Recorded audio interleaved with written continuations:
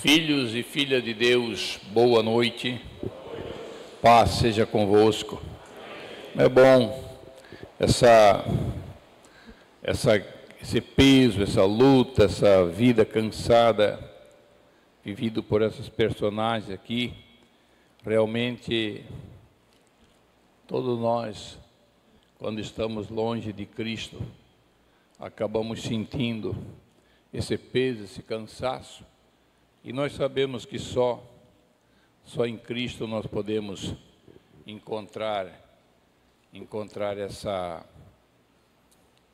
esse alívio, essa bênção na nossa vida, para que nós possamos caminhar sempre com o Senhor. Amém?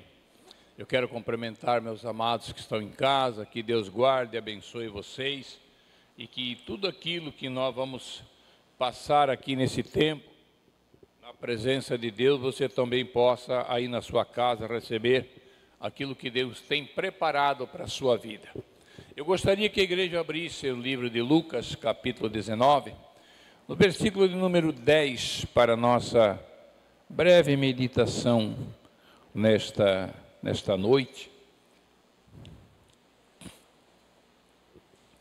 Eu vou ler na versão revista atualizada, Lucas, capítulo 19, versículo 10, que diz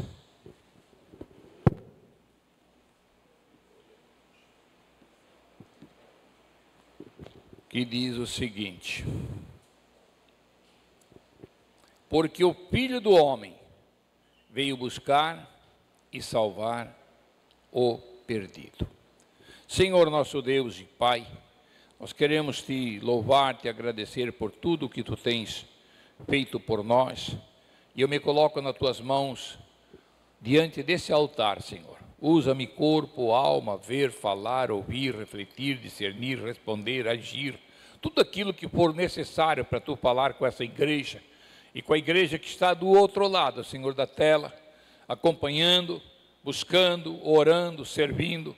E quem sabe também quantas pessoas aí estejam cansadas, porque estão perdidas. Mas tu vais, Senhor, nessa noite trazer um alívio para a vida de cada um, no poder do teu nome. Amém e amém. Meu tema hoje é o perdido. E quero ser breve. A maior parte dos nossos projetos estão aqui. Eu tenho orado todos os cultos, procuro orar ali por esses pedidos. Ali tem projeto de vida, tem nossa família no altar de Deus, que nós colocamos no mês de janeiro, mas a nossa família precisa permanecer o ano inteiro na presença de Deus, debaixo de nossas intercessões, nossa oração, para que nós possamos guardar aquilo que é nosso, que é mais precioso. E nós buscamos sempre melhoria para nossos recursos, métodos para melhorar na nossa vida.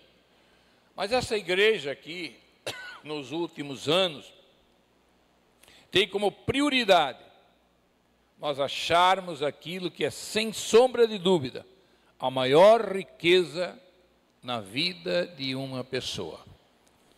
Quando lemos capítulo 18 de Lucas, versículo 19, do 18 até o 23, e o capítulo 19, do 1 até o 10, de Lucas, nós descobrimos duas histórias de homens ricos, conversando com Jesus, mas com histórias diferentes. No capítulo 18, no versos 18 ao 23, ele diz assim, capítulo 18, versos 18 ao 23, certo homem de posição perguntou-lhe, bom mestre, que farei para herdar a vida eterna? Respondeu-lhe Jesus, por que me chamas bom? Ninguém é bom, senão um que é Deus. Sabes os mandamentos? Não adulterarás, não matarás, não furtarás, não dirás falso testemunho, honra teu pai e tua mãe. Replicou-lhe ele, tudo isso eu tenho observado desde a minha juventude. Ouvindo Jesus, disse-lhe, uma coisa ainda te falta. Vende tudo o que tens, dá aos pobres, e terás um tesouro nos céus. e depois vem e segue-me. Mas ouvindo ele essas palavras, ficou muito triste, porque era riquíssimo. Aqui fala desse jovem ainda, mais rico, que interpelou Jesus para saber o que deveria fazer para herdar a vida eterna. Quantos de nós precisamos fazer essa pergunta? O que nós precisamos fazer? Nós sabemos. Para viver aqui na terra, nós sabemos o que fazer. Precisamos trabalhar, precisamos estudar, precisamos sair da mesmice. E quando o salário do empregado não está satisfazendo, nós procuramos ter nossa própria empresa, fazer investimento. Enfim, sabemos que precisamos de trocar governo quando um não está bom. E se está muito bom, a gente não quer trocar, mas os outros trocam. E nós sabemos tudo o que fazer aqui, para vivermos aqui, bem ou mal. Mas nós vamos nos equilibrando e vamos vivendo. Bem ou mal, nós vamos vivendo. Agora, a vida eterna, aí a coisa fica mais complicada. Segundo alguns entendidos, esse jovem era filho de Suze, que era um assessor imediato de Pilatos, governador. E já em 19, que nós lemos aqui o versículo 10, me acompanha ali do versículo 1 em diante, até o 10, que diz assim: entrando em Jericó, atravessava Jesus a cidade, e eis que um homem chamado Zaqueu, maioral dos publicanos e rico, procurava ver quem era Jesus, mas não podia por causa da multidão, por ser de pequena estatura. Então, correndo adiante, subiu a um sicômoro e ia a fim de vê-lo, porque por ali havia de passar. Quando Jesus chegou àquele lugar, olhando para cima, disse-lhe: Zaqueu, desce depressa, pois me convém ficar hoje em tua casa. Ele desceu a toda pressa e o recebeu com alegria. Todos os que viram isto, prestem bem atenção do versículo 7. Sabe quem era esse do versículo 7? Olhem para mim. Seguidores de Jesus que nem nós. Todos aqui. Olha o que eles falaram para Jesus. Todos os que viram isso murmuravam, dizendo que ele se hospedará com um homem pecador. Entremente, Zaqueu se levantou e disse ao Senhor: Senhor, resolvo dar aos pobres metade dos meus bens. E se alguma coisa tenho defraudado alguém, restituo 4 vezes mais. Então Jesus lhe disse: hoje houve salvação nesta casa, pois que também este é filho de Abraão. Porque o Filho do Homem veio buscar e salvar o perdido. O texto que nós tínhamos lido ali. Fala de Zaqueu, um cobrador de impostos, do povo judeu, para o governo romano. Tanto o jovem como Zaqueu eram ricos, e ambos eram judeus, e ambos estavam ansiosos para ver Jesus, e procuraram ele publicamente. E nós, às vezes, não procuramos publicamente porque temos vergonha. Fazemos como Nicodemos. Procuramos à noite, quando ninguém pode nos ver, para não nos comprometer no trabalho, na posição que nós temos, cargo que nós ocupamos, e ficamos nos desviando. Agora, sem sombra de dúvida, Jesus amava aqueles 2 homens, quando disse ao jovem que, para mostrar que havia se arrependido, deveria vender suas riquezas, seus bens que os atrapalhavam. Interessante, não é? Jesus não mandou vender os bens dele porque era pecado ser rico. Jesus não mandou vender porque Jesus achava que se ele distribuísse, como alguns governos por aí mundo afora pensam, e eu acho que o nosso também, nosso não, meu não é, mas de alguns brasileiros, acham que se distribuir a riqueza dos ricos com todos os pobres, todo mundo vai ficar remediado.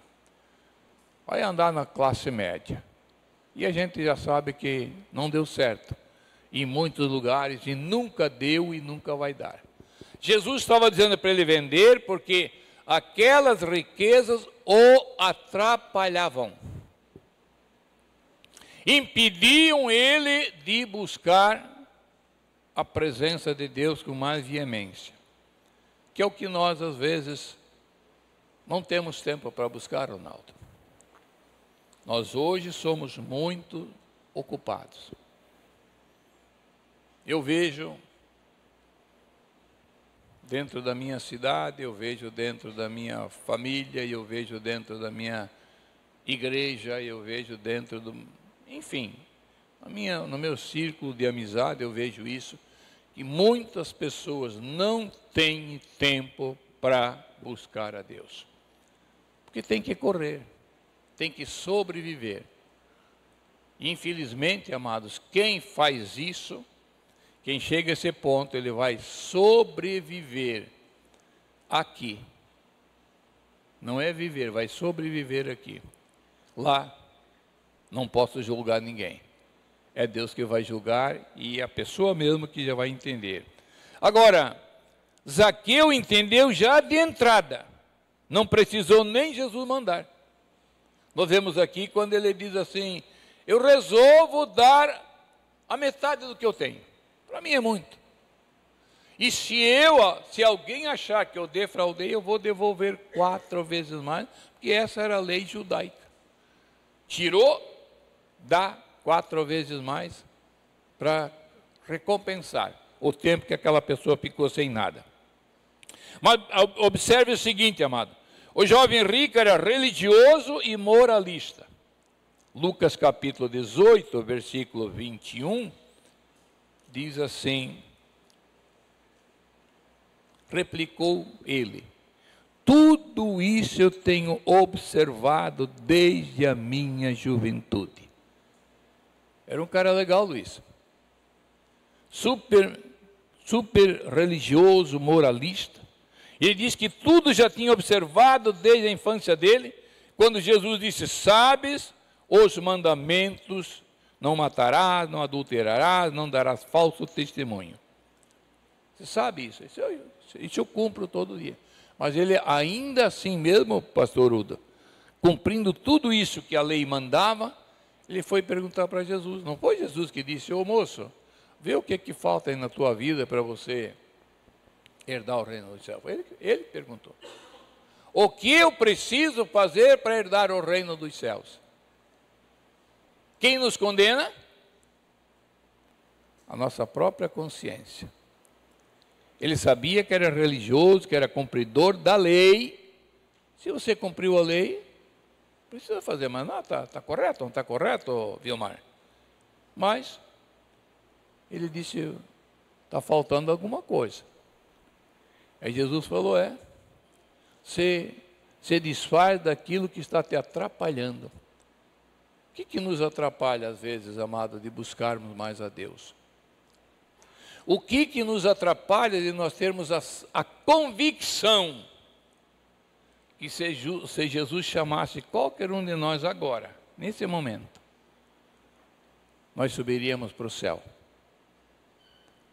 Ou ainda vamos perguntar: Senhor, antes de morrer, por favor, 1 minuto, o que é que eu preciso fazer para te acessar? Às vezes não dá tempo de 1 minuto, amados. E o jovem sabia: eu estou rico, estou bem, sou bem cotado na cidade. Quem sabe até ele pensar assim: se eu me candidatar a um cargo público aí, certamente eu vou poder contar com a maioria do apoio do povo. Mas tinha uma coisa dentro dele que não deixava ele sossegado. E quando ele viu Jesus, Cláudia, ele disse: mestre, o que eu preciso fazer? Está faltando alguma coisa. Agora já Zaqueu, não, ele era religioso, um judeu que era chamado pelos outros judeus de publicano, ou seja, de traidor, porque ele, sendo judeu, ele cobrava impostos para o governo romano, e os cobradores de impostos, naquela época, se era 10, eles cobravam 20, ficavam com 10 e davam 20 para o governo. Não sei se hoje é assim, talvez em outros países, mas aqui no Brasil não. Aqui os caras são muito justos. Quando é para cobrar, é um, né? Então, nós vivemos numa outra atmosfera. Mas aí por fora deve ter esses caras aí. Mas a diferença entre esses dois foi o resultado do encontro que ambos tiveram com Jesus. Zaqueu se arrependeu e ele disse: eu resolvo dar a metade dos meus bens. E se alguém eu tenho defraudado, roubado, eu devolvo 4 vezes mais. A Bíblia diz que não devemos julgar.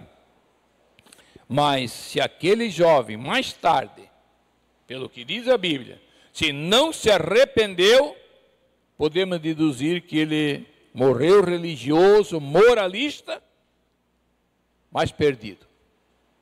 Pelo que podemos deduzir aqui. Zaqueu se arrependeu, morreu mais pobre do que era, mas salvo. Jesus disse: hoje entrou salvação nesta casa, porque esse também é filho de Abraão. Ele não morreu salvo porque era filho de Abraão. Ele morreu salvo porque fazia parte de quem acreditava em Deus agora. Que podia se desfazer de tudo aquilo que atrapalhasse ele. Entendam bem, amados. A riqueza atrapalha todo mundo, mas alguns certamente atrapalha. Que foi o que Jesus falou aí. Então, quando isso atrapalha, nós precisamos entender. E aí, versículo 10, Jesus declara ali: porque o Filho do Homem veio buscar e salvar o que havia perdido. E a frase mais relevante de todo o Evangelho é essa, porque representa a missão de pessoa mais importante que já pisou na terra. Foi Jesus que falou isso. Foi Jesus que falou que nós estávamos perdidos e Ele veio buscar e veio nos salvar.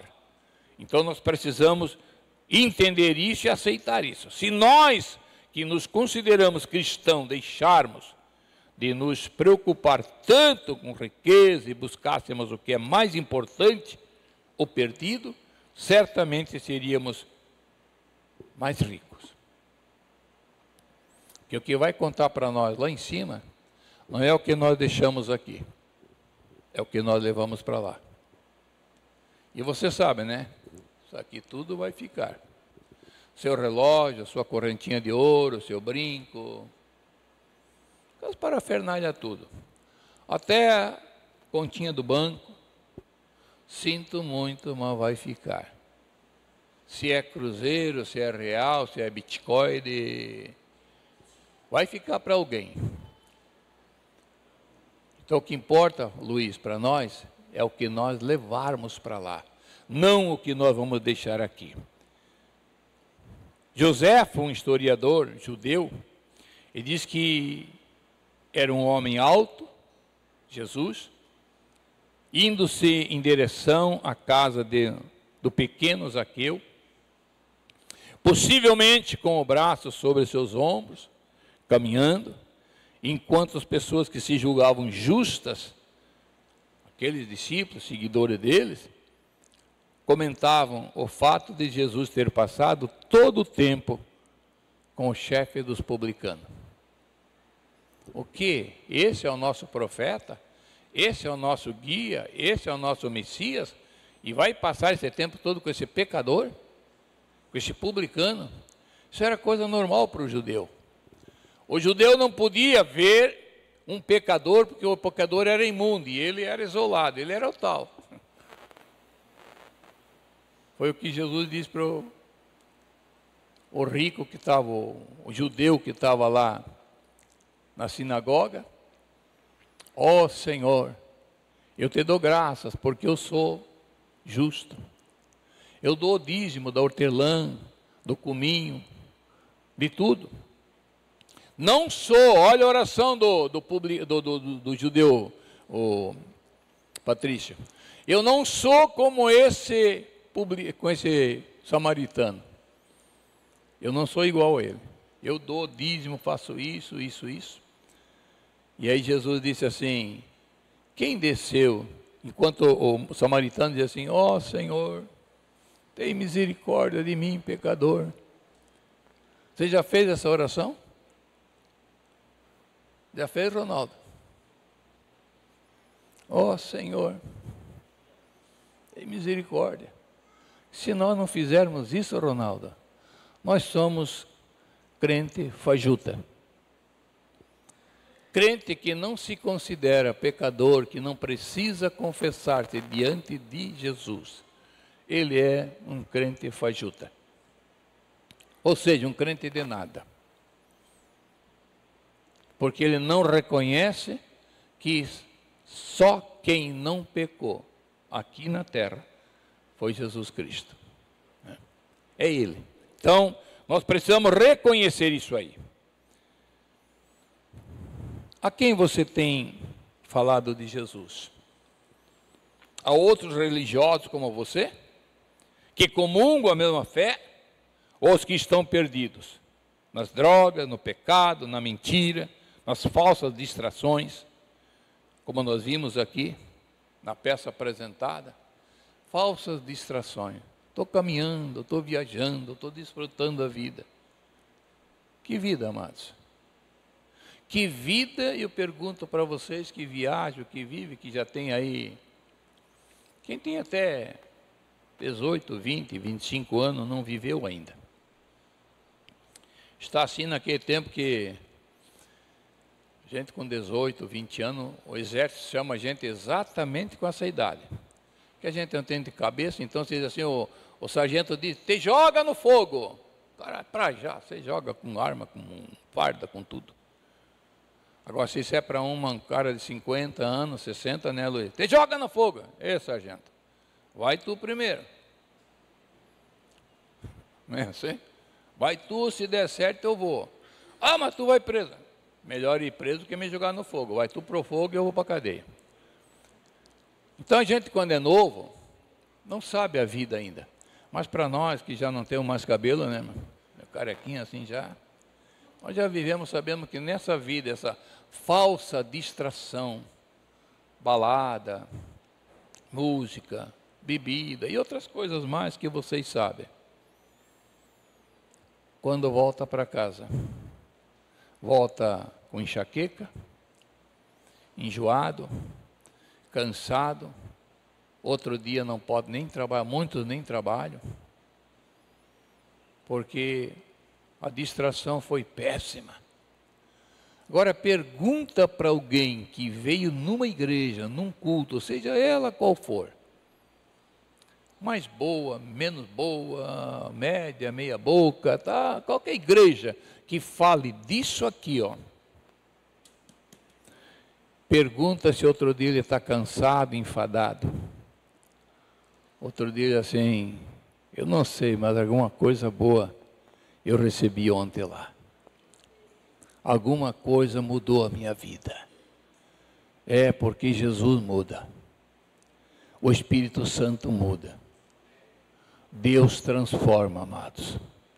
Nós pecadores, nós perdidos em achados. E como é bom quando você perde, está viajando, está num lugar, num ambiente, e você perde um objeto, teu celular, tua chave de carro, tua carteira, e você vai lá no lugar dos achados e perdidos. Metrô de São Paulo tem lá uma sala enorme com achados e perdidos. Tem desde bengala, dentadura, tem tudo.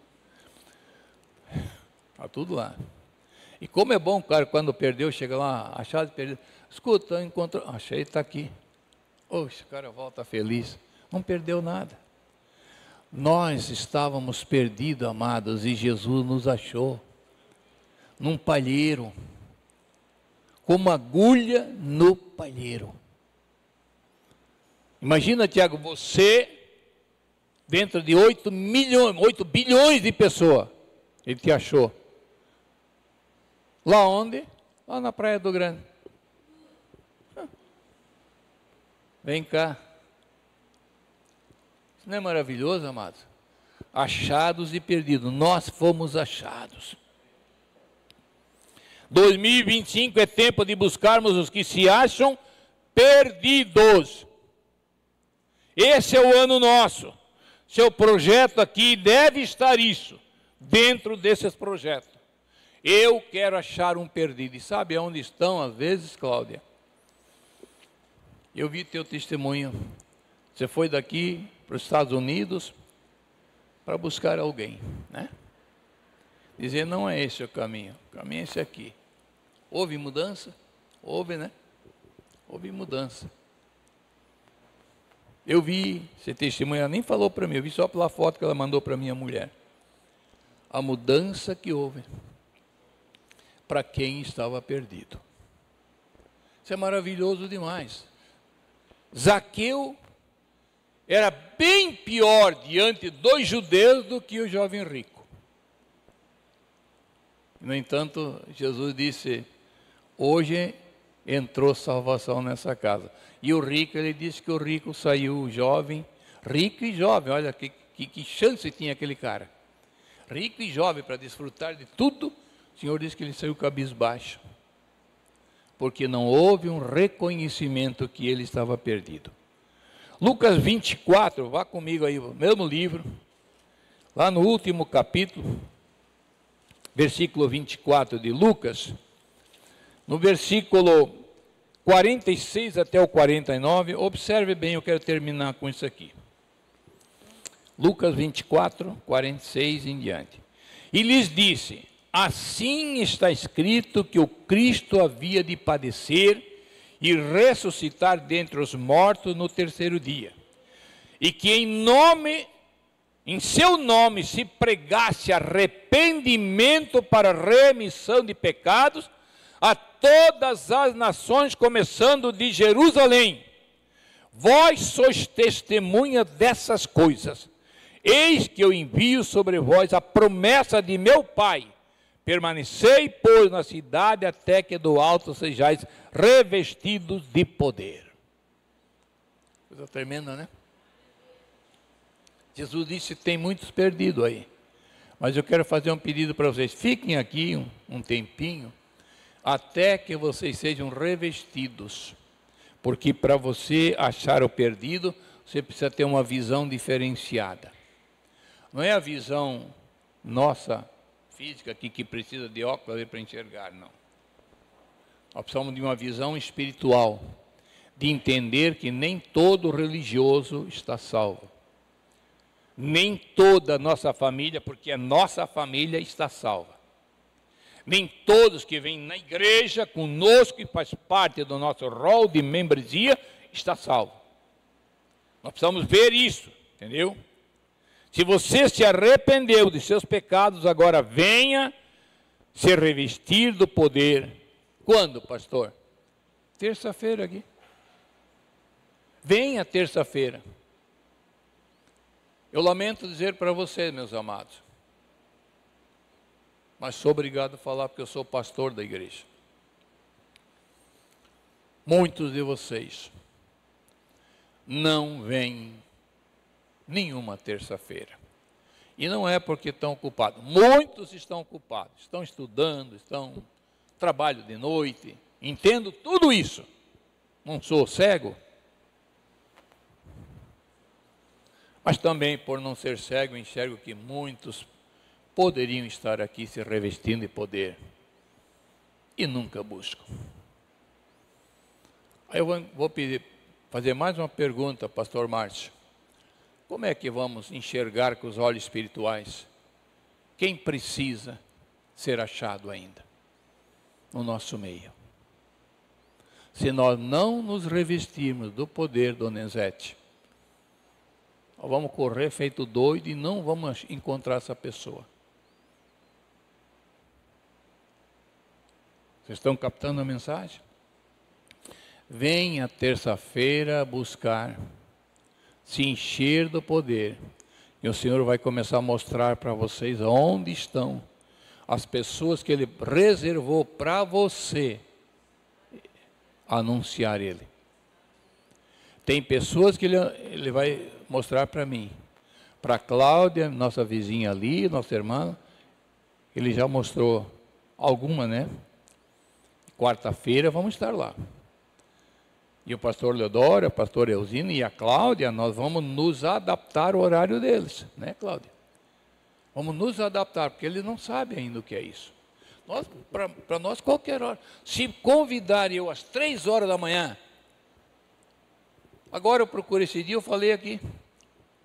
Eu gostaria de ter, falei nem André, o André estava ali. Gostaria de ter 10 jovens que caminhassem um tempo comigo para aprender como é que a gente vive melhor.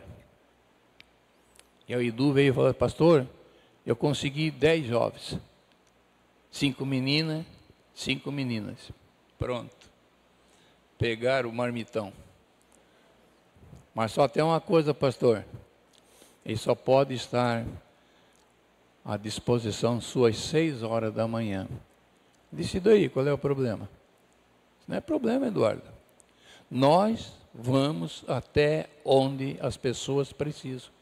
Perdidos que precisam encontrar Jesus e pessoas que encontraram Jesus, mas vivem mal, meus amados. Você sabe que tem crente que vive mal? Tem crente que vive pegando dinheiro emprestado em banco. Gente, isso é um absurdo. Não estou falando aqui de uma empresa que faz investimento, que pega empréstimo para investir aqui lá. Porque quem compra a máquina, Luiz sabe, outros aí sabem, Patrício tem empresa. Quando a gente investe em máquina, a máquina se paga e ganha outra e vai para frente, e vai mudar um emprego, e aí é outra coisa. Eu estou falando de crente que empresta dinheiro no banco a 14, 15% de juros ao mês para dar presente para os outros. Ah, gente, pelo amor de Deus, vá ser Loki lá para outro lugar. Prestar dinheiro com cartão de crédito para dar presente para os outros, para aparecer. Se ainda comprasse para ele ainda, Ana, para os outros.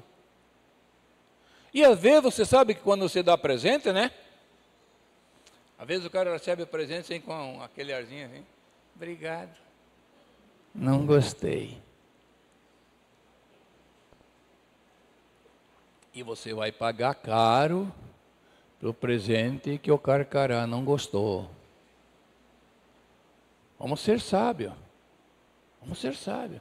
O Senhor nos achou quando estávamos perdidos. Hoje não estamos mais perdidos, mano. Hoje nós estamos na presença de quem dá a luz para nós. Ele disse, eu sou a luz do mundo. Eu sou o sal da terra. Depois ele disse, agora não sou eu mais, vocês agora são a luz. É nós que temos que brilhar, amado, não o pecador.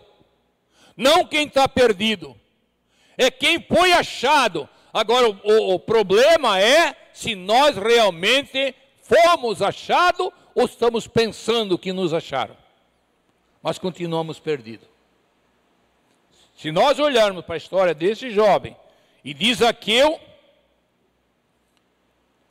escolha Zaqueu, gente, que era mal visto, que era mal considerado pelos seus irmãos, seus patriotas. Mas ele teve entendimento. Senhor, hoje eu resolvi o meu problema. E Jesus disse, então, entrou salvação nessa casa. Ah, é isso que nós precisamos, amado. Você já desejou mostrar esse antídoto contra o pecado para alguém que precisa? Ainda dá tempo. Se você ainda não se inscreveu para ser um semeador, se você ainda não teve coragem de abrir o teu belo apartamento, ou a tua casa, porque você acha que é muito simples. Se você acha que a tua casa é muito simples, a hora que você abrir, para que um semeador vá lá e encontre um perdido lá, a sua casa vai mudar de estilo, com toda certeza que Deus vai te honrar.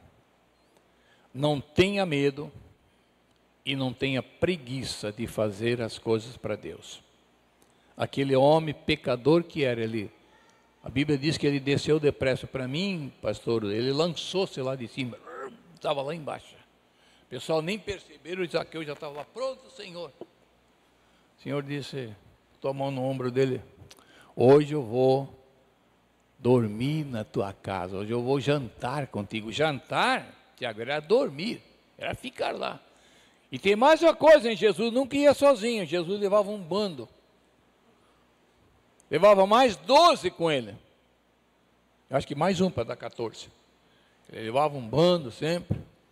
E entrava naquela casa, dominavam, enchiam a casa toda. E comiam, dormiam e outro dia caminhavam. Você quer ser um desses? Você quer encontrar um perdido que esteja por perto de você? Fique de pé para nós orarmos.